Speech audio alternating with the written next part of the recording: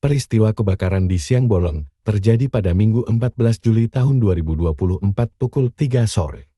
Si jago merah melalap sebuah warung dan kos-kosan yang berlokasi di Jalan SMA 3 Gang 7, nomor 19, Banjarlebat, Desa Sumertakaja, Denpasar Timur. Menurut Kasih Humas Polresta Denpasar, AKP Iketut Sukadi, sumber api berasal dari sebuah warung yang dimiliki Nyoman Rasti.